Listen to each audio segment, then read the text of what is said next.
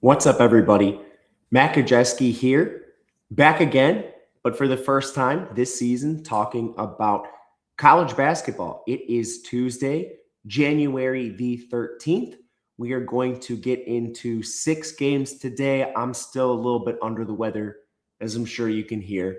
So I apologize for that. And in the future, we will look to build on the show and hopefully get to more than 6 games, but that's what we're going to start with as we get into this.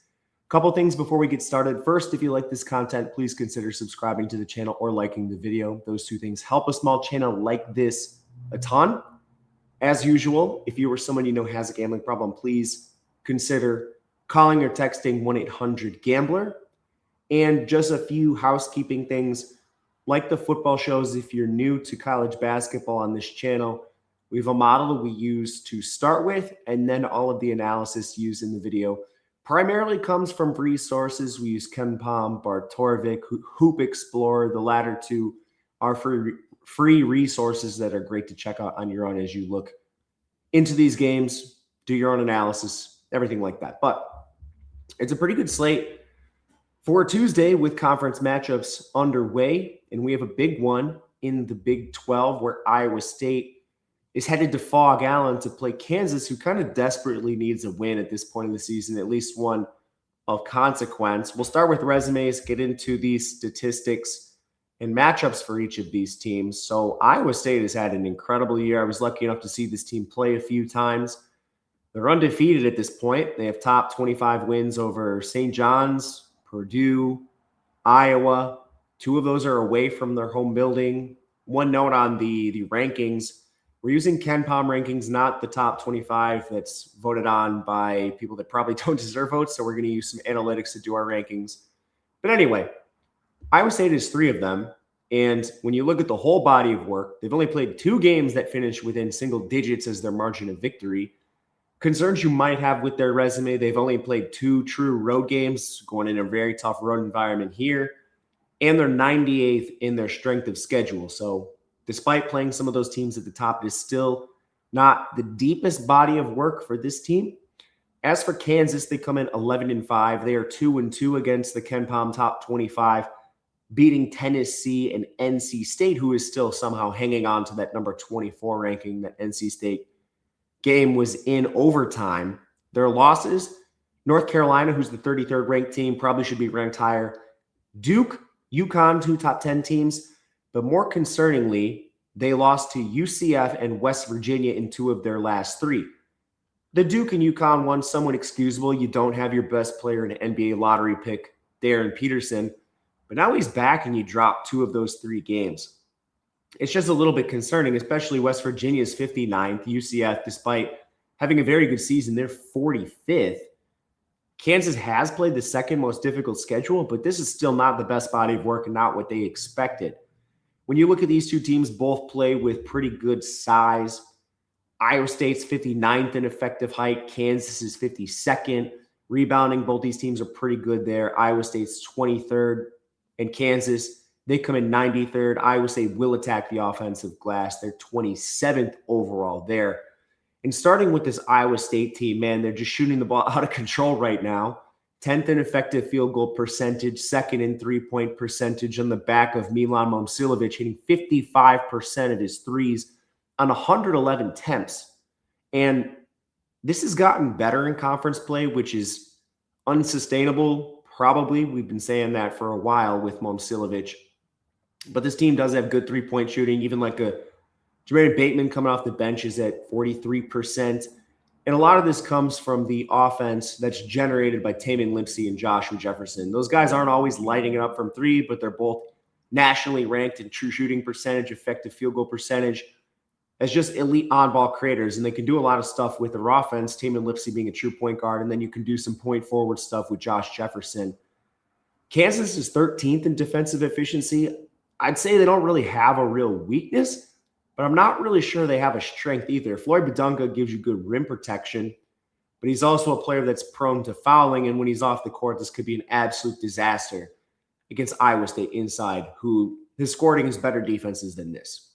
When Kansas has the ball on offense, 96th in effective field goal 37th inside, 102nd from three. All of these should probably improve with Darren Peterson back in the lineup. He is hitting 42% of his threes, and they already had Trey White at that same number, 42%.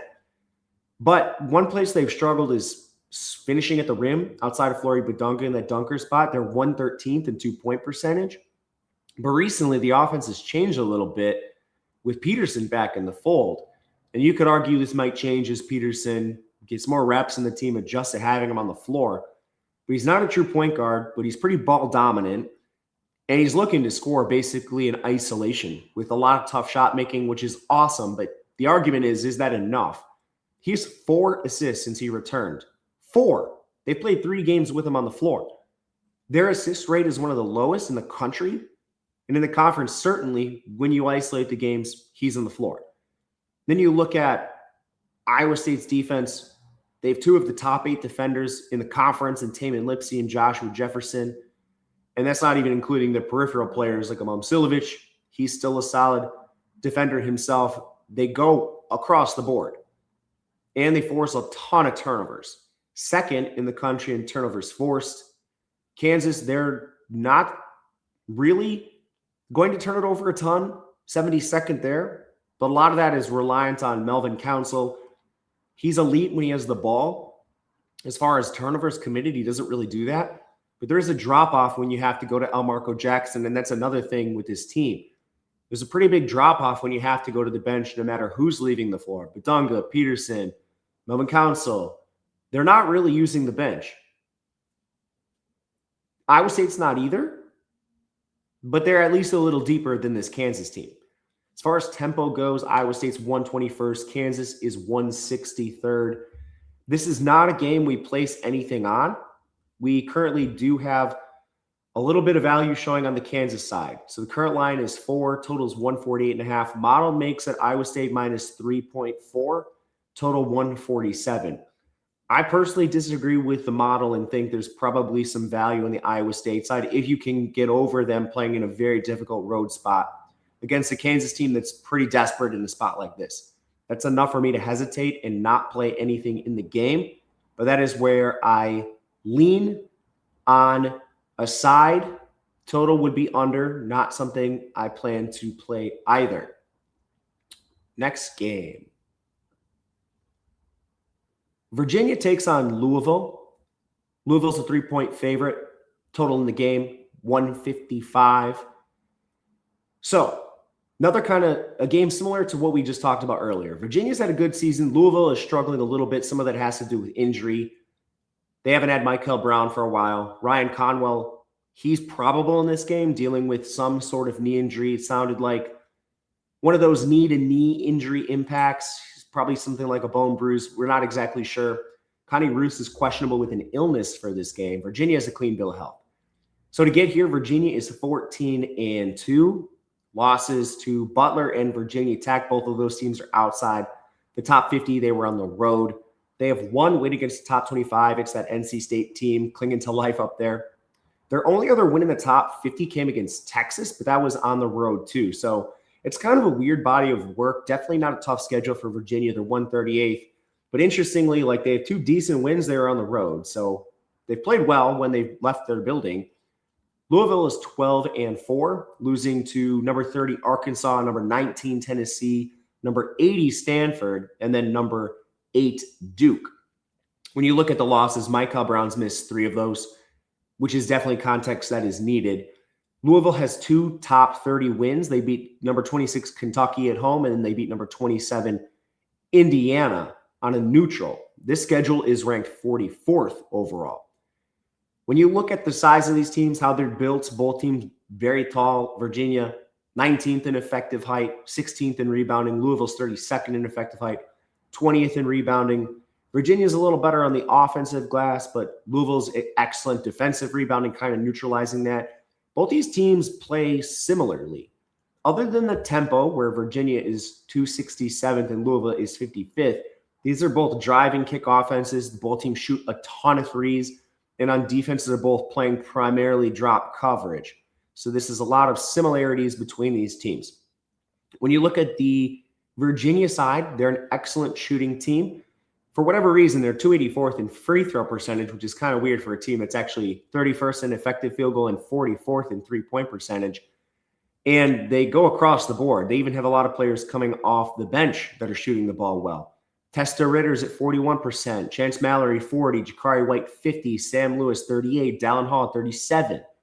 None of them has more than 66 attempts, but it kind of speaks to them spreading those shot attempts around. They are 59th in three-point rate. They're going to shoot a lot of threes.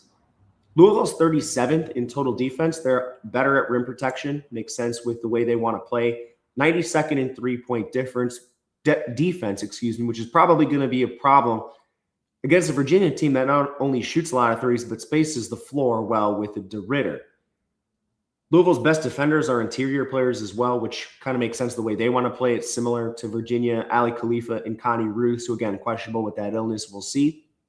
But Virginia's going to get up threes, and they're good at shooting them, giving them a chance to score in this game. As for Louisville, 34th in effective field goal percentage, 12th inside, 122nd from three. They shoot more threes than any team in the country, another team that loves to drive and kick.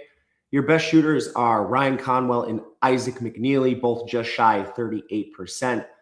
But one thing that's happened with Louisville is pretty severe regression. This coincides with Michael Brown leaving. Injured is probably the better way to say that, but you just look at conference play. Conwell's down to 32%. McNeely's down to 30%. It is a small sample, but it is against some better competition and with Michael Brown off the floor as the facilitator. Louisville is actually pretty good at scoring at the rim. That is going to be easier said than done against this Virginia team who might have one of the best interior defenses in the country. I mean, you have Johan Grunlow and Ugonna Onyenso, who are both top 15 in block rate, protecting the rim. This team's also pretty good at defending in transition, which isn't great for a Louisville team. There's a lot of edges that can be had on this Virginia side if you want to find them. Peripheral edges, I don't think there's many. Both teams do foul a lot. Virginia does generate a few more. Virginia plays the deeper bench too. They're 87th in bench minutes, so it doesn't really hurt them that much. But overall, with the injuries to Louisville and them kind of reeling, I'm interested in a Virginia side plus a three that's moved in their direction a little bit. Was debating playing this last night and got some cold feet, so shame on me for that. But when you look at the model, we currently have this minus 2.9 for Louisville, so it's almost right in line with the market. We have the over-under set at 156.3, which gives you a little bit of value towards the over if you wish to play that. Ultimately, closer on playing this one, really debating a Virginia side and might end up playing it. My only hesitation is their road spot in this game. Indiana takes on Michigan State. 7.5 point spread in favor of Sparty. 142.5 total. One of the big arguments for Indiana so far is their strength of schedule. Arguments against more like it. They're 122nd in strength of schedule. They have one true road win this year. It's against number 123 Maryland, who's an awful team. And now you're going into one of the most hostile environments playing Sparty. So first and foremost, that context is needed. But Indiana, they've had a pretty good season to start so far, obviously better than last year. They beat 86 Minnesota, 16 Louisville, 26, these are their losses. To Minnesota, number 86. That's a weird game. Minnesota's been knocking everyone off in their home building, so Indiana lost that. They dropped the game to Louisville on a neutral, Kentucky away, and then Nebraska at home, which you could argue they should have won that game. They definitely had a lead and blew it in the second half, which would have been a huge win for them over that number 17 Cornhuskers team, but they couldn't get it done. As for wins, they only have 2 in the top 100, over 77 Kansas State, and then over 48 Washington. So it's definitely a questionable body of work for Indiana to this point. Michigan State, they played the much more difficult strength of schedule. They're 22nd there. 14-2, only losses to number 8 Duke and number 17 Nebraska. That game was on the road and they only lost by 2 points. Kind of a crazy game, 58-56. It was definitely a grinder. They have 3 top 30 wins, number 30 Arkansas, 26 Kentucky, and number 21 Iowa. Indiana, they're 172nd in effective height, 47th in rebounding. Michigan State is 20th in effective height and 3rd in rebounding. This is a big advantage for Sparty. You're going to see Davidson transfer, Reed Bailey, 6'9" Sam Alexis going up against Carson Cooper and Jackson Kohler. That's an immediate mismatch inside. Even with Indiana trying to play some drop coverage on defense, is probably just not enough there. So we'll start with Sparty's offense. 110th in effective field goal percentage, 148th in 2-point. It's actually 73rd in 3-point percentage, but they're still not going to shoot a lot of threes. They're 257th there in 3-point rate. But it's funny, they've actually been kind of like a better shooting team, especially compared to last year's squad. And a lot of that's coming from Jackson Kohler. He is hitting 53% of his threes, only on 60 attempts, so take that for what it's worth. Though in my notes, I wrote something along the lines of this team prefers to take bad shots or miss at the rim and grab an offensive board and try to put it back, which is kind of true. Indiana's 34th in total defense, but this is a stat I don't really buy. 15th in interior defense, 34th on the perimeter. Most of that is coming from Seton Connerway and Tucker DeVries, but they have struggled when they've stepped up in competition. They're using drop coverage. And the front court has been pretty soft here. And they're a team that's also been in a ton of foul trouble since they've stepped up in competition. This has been a real problem for them in recent games, especially the last two where DeVries hasn't even been able to get to 30 minutes. And when he's off the floor, it's been an absolute disaster for this team. When Indiana is going to have the ball in offense, they're 22nd in effective field goal percent, 15th in 2-point percent, and 55th in 3-point percent. They're 18th in 3-point rate. They're going to shoot a ton of threes. On paper, this is how you try to beat Michigan State because you just are not going to really score at the rim against this team. You're going to need to shoot over the top. That's been a huge problem for them on the road this year. Lamar Wilkerson's been an elite shooter at 42%, but they don't really have much else. DeVries is only at 34%, which is, again, regressed in a lot of these important games. Even Seton Connerway is shooting a little bit better than DeVries right now. Defensively, Michigan State's 4th overall. Weakness for them, if you want to call it that, is 45th. In perimeter defense, they'll allow you to shoot a little bit. But Jeremy Fears, Jackson Kohler, Cohen Carr, Carson Cooper, these are all elite defenders with advantages over this limited Indiana offense. It's going to need to just shoot the ball over the top. As far as some of the peripheral stuff, Michigan State has struggled with turnovers at times. Indiana doesn't really force them. Michigan State does foul a lot. That could be a problem for them. But bench minutes are going to be better for Michigan State than Indiana, that is for sure. Indiana is 282nd in bench minutes. A huge concern is those fouls in this game. For tempo, Indiana is 166th. Michigan State is 260th. We didn't play a side in this game. One thing we did do was take a prop. Seton Connerway under 1.5 threes. Basically, Lamar Wilkerson's their main 3-point shooter. You're going to see DeVries take a lot of attempts.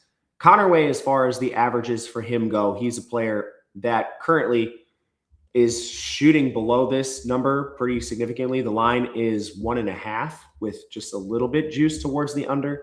But right now, Connerway is averaging 3.2 attempts per game. He's averaging 1 make. His shooting percentage from 3 is 31.5%.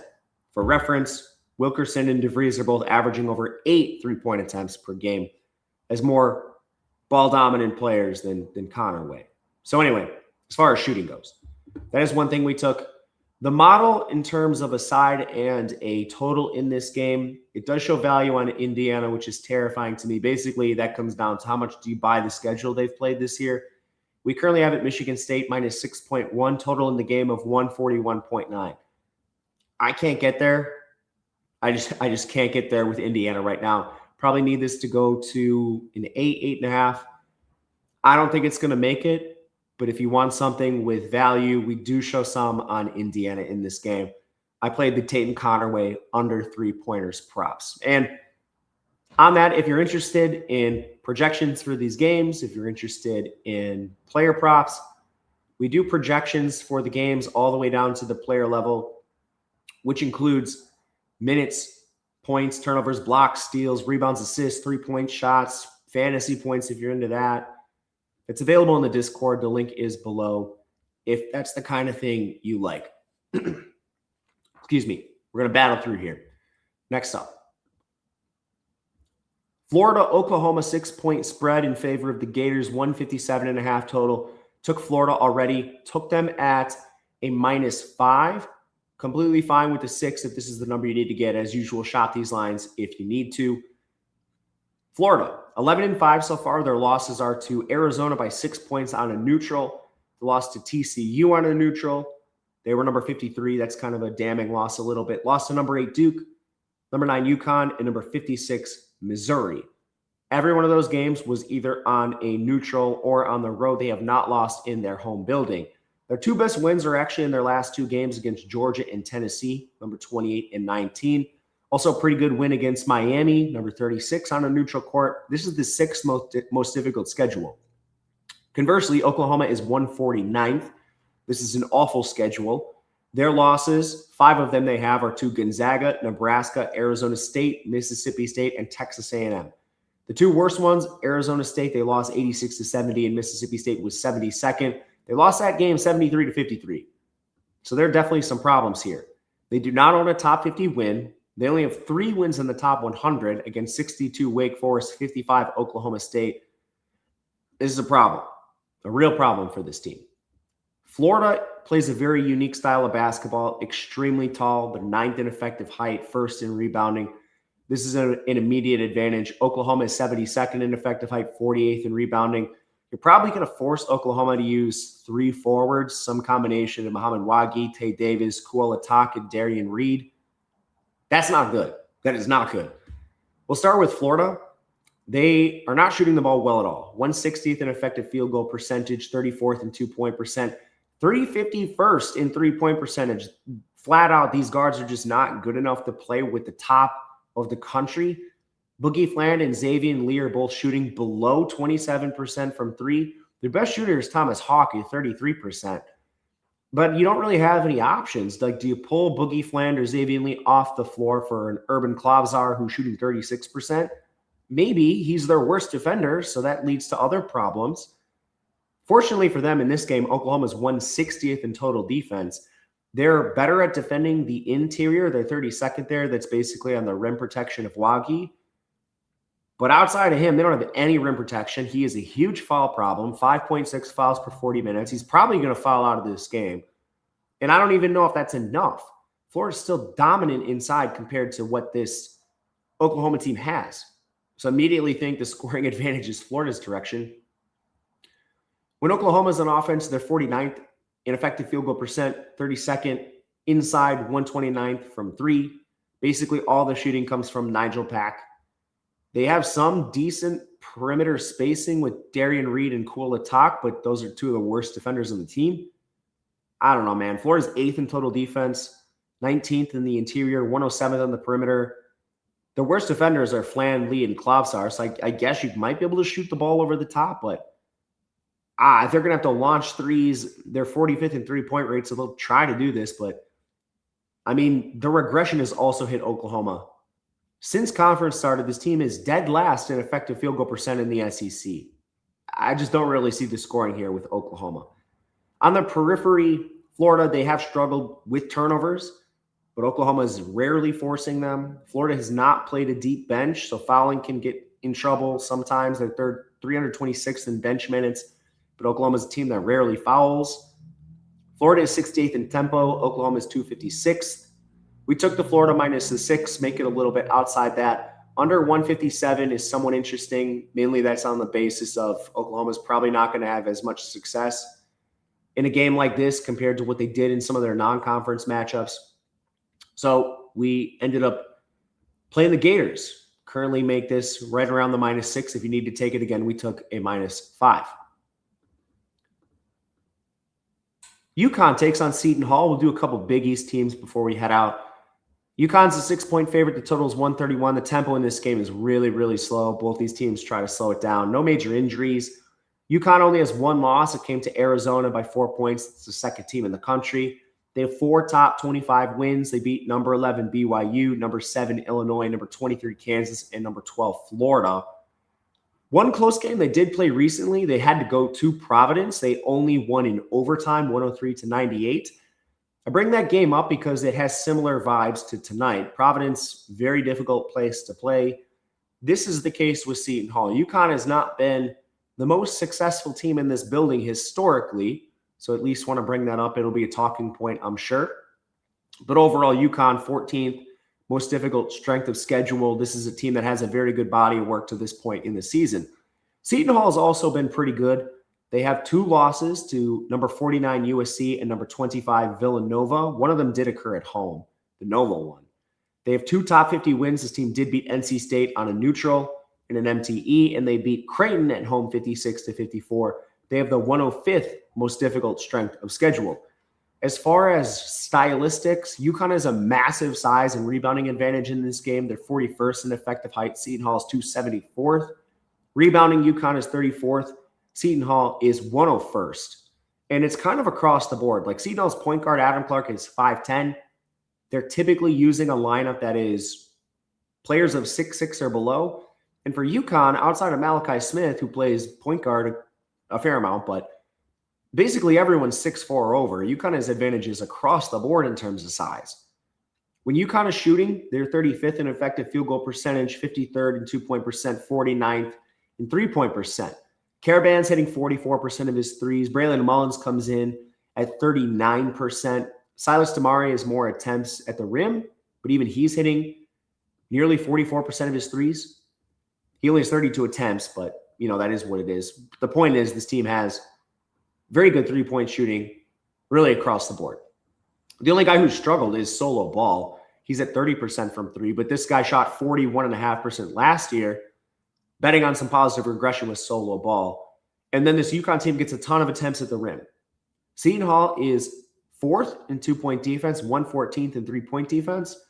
Their top defenders are Adam Clark and AJ Staten McCray. Both of them are ceding size. I'm not sure they're going to defend UConn at the rim, even with these stats. But even if they don't, on the perimeter, you should be getting some pretty good looks from 3 for the shooters of UConn. As far as Seton Hall, this team can't shoot at all. They're an awful offensive team. Makes sense when you see the way they play. They're very slow. They win in defense, creating volatile games via their pace.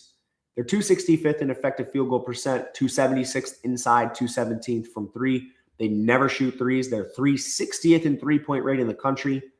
The only player offensively who is even ranked nationally in effective field goal percentage or true shooting percentage is TK Simpkins. I don't know. This is a huge problem because they're going to try to score at the rim, and Terrace Reed's an excellent rim protector. This is a very rough matchup. The only thing that probably keeps them alive is if Terrace Reed fouls in this game.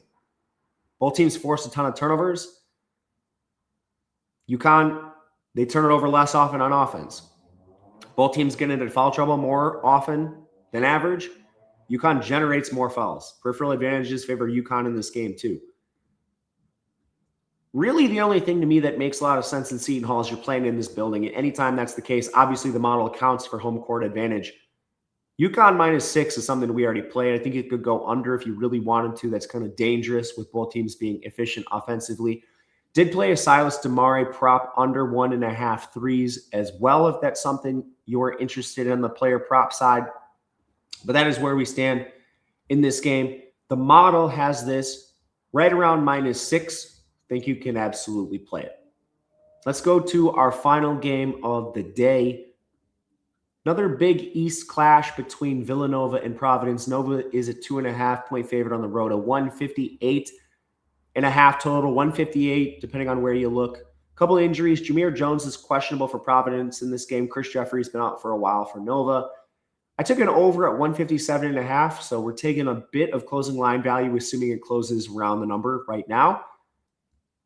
I'm a little hesitant for a couple of reasons. One, Nova plays super, super slow. Providence is the exact opposite. They're 19th in tempo, whereas Nova is 358th. Providence loves to play in transition. Nova does not. But hopefully there's a couple other things I can convince you towards an over. Resume-wise, Nova's 13-3, losing to number 11 BYU, number 1 Michigan, and number 44 Creighton. That Creighton loss was at home. Nova has 2 top 50 wins. They beat Wisconsin in overtime. On a semi-neutral, it was at the Pfizer Forum in Milwaukee. I was at that game. It was 99.9% Wisconsin fans. And then they beat Seton Hall. They did that on the road. They only have, for the 34th most difficult schedule, this is kind of a weird body of work. Nova has 5 road wins already, including that Wisconsin game. 5 road wins. It's actually kind of surprising. Providence is 8-8. They have 4 losses outside the top 50. Virginia Tech, Colorado, Butler, and Xavier. The Xavier loss is quite bad. They have 1 home loss. It did come to UConn. That was a crazy game. Went to OT. Probably should have beat UConn. But Providence has played a tough schedule. This is the 19th most difficult schedule. For Nova, they're 125th in effective height, 108th in rebounding. Providence is 217th in effective height, 159th in rebounding. Nova's very good on the offensive glass. They're 49th there. Height definitely sides with Nova in this game. And this team is a pretty good shooting team overall, 56th in effective field goal percent, 72nd inside, 66 from the perimeter. They shoot a lot of threes. They're 54th there. Bryce Lindsey's at 41.5%. Devin Askew, 39. Tyler Perkins, 35. Matt Hodge, 36. All are capable. Kind of an emerging point guard in Lewis. He's playing a lot better. Brennan's a strong option on the inside, finishing at the rim. And the big problem with Providence is his defense is awful. They have 1 decent rim protector in Oswin, their center. I won't attempt that last name, but they're 197th in total defense. And then 36th inside. Okay. 338th defending the 3. Nova will happily oblige that. As far as Providence, this team is good on offense. They're a team that plays a lot in transition. They try to play fast. They're 58th in effective field goal percentage, 62nd from 2, 86 from 3. Shoot a fair amount of threes. They're 150th there, but they score a lot at the rim. Jalen Sellers is shooting 42% from 3. Cordy Floyd's at 39%. They'll love to attack the rim. It's overall a solid unit. Wouldn't say it's fantastic by any means. Nova's 58th in total defense, 86 on the interior, 252nd from 3. Really kind of their only difference maker is Duke Brennan. They use this drop coverage to kind of park him on the inside. Duke Brennan's not the most athletic guy. And Providence has been excellent at attacking drop coverage. So this is a matchup that they should be able to score on against Nova. My only real concern is Nova's pace is probably going to limit your transition points. But overall, Providence has beaten teams and played well with teams that are kind of like this. Neither team turns the ball over. Nova forces a lot more turnovers. Providence is 321st in turnovers force. They never do that. Neither team really gets in foul trouble or generates a lot of fouls. We took an over at 157. I am going to just leave that, getting a couple points of closing line value. But overall, I'm a little concerned with the pace. But stylistically, this does set up as a pretty good game for looking towards an over. Quickly, 3 games I wanted to do but didn't quite have the time to do full breakdowns on. We'll give you a couple of those quickly. Took Buffalo plus 1.5 against Kent State. Syracuse minus 8 against Florida State. And the Grand Canyon, New Mexico over at 143. Talk about those a little bit in Discord. But thank you guys for watching. We'll be back tomorrow with more breakdowns and trying to do these daily through the rest of college basketball season. Hoping to build on them as well. If you have feedback, please leave it in the comments. It would be helpful. Just trying to build something that you guys want to watch. But otherwise, thank you. Until next time, we will see you later.